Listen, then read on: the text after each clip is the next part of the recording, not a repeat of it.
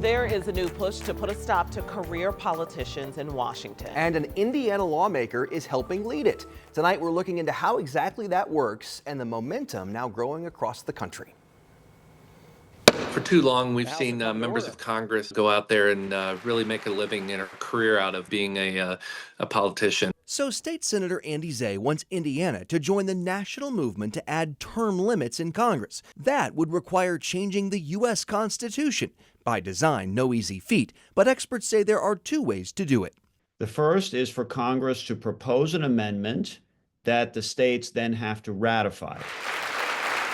Now, with congressional term limits, everybody assumes that Congress will never propose an amendment that limits their own terms. Which brings us to the second option. Instead of Congress amending the Constitution for the states to approve, the states could initiate the change through a constitutional convention. But to hold that convention, at least 34 state legislatures would need to sign on. Basically, this would be the first constitutional convention that we've had in the United States since the first one in 1787 that gave us the Constitution. And that's what Senator Zay is aiming to do. He knows it's an uphill battle. This is a big process. We are kind of in the infancy. I think we're looking at about 10 to 12 states right now, somewhere in there.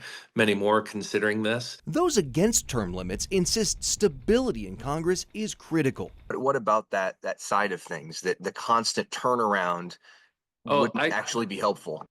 I couldn't agree more, but 40 and 50 years of service gets a little beyond stability. It seems fascinating to me that we are at a time in our nation's history where this is being discussed. They've got about a dozen states that are, if not on board, considering this. You can get 12 states to sign on to a lot of things. Getting 30, which would get you close to the 2/3 that you need, that's a lot harder. But a good way, he says, to get us all talking. You know, I don't think democracy is going to go anywhere, but I think we need to get back to, the original design and intent of, our founding fathers, and that is for us to be citizen legislators.